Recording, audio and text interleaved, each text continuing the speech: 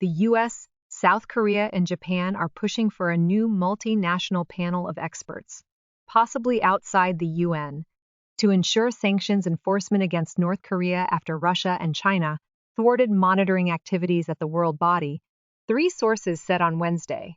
The push came after Russia rejected the annual renewal of the UN panel of experts that has over the past 15 years monitored the implementation of sanctions aimed at curbing North Korea's nuclear and missile programs.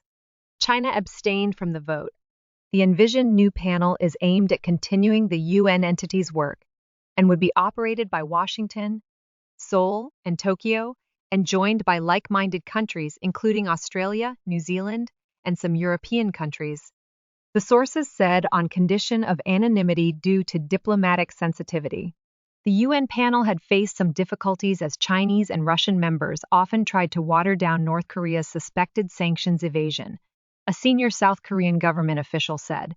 Such a team would likely lack the international legitimacy granted to a UN-backed operation, but would be able to more effectively monitor North Korea, the official said.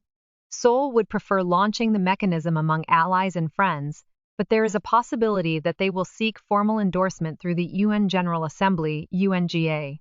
Another senior official said, the team might also be mandated to monitor the implementation of resolutions on North Korea's human rights situation adopted by the Security Council, the UNGA, and the UN Human Rights Council, a third source said. U.S. Ambassador to the United Nations Linda Thomas-Greenfield, when asked on Wednesday about creating a new panel of experts, said she would engage with South Korea and Japan to develop options both inside and outside the UN. The point here is that we cannot allow the work that the panel of experts were doing to lapse, she told a news conference in Seoul. Moscow and Beijing have called for sanctions on North Korea to be reduced as a way to jumpstart diplomatic negotiations and ease humanitarian suffering in the impoverished nation.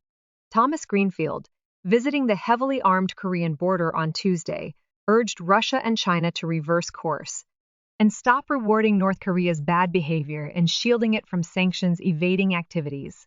Thanks for watching. Subscribe ORB Network for more updates.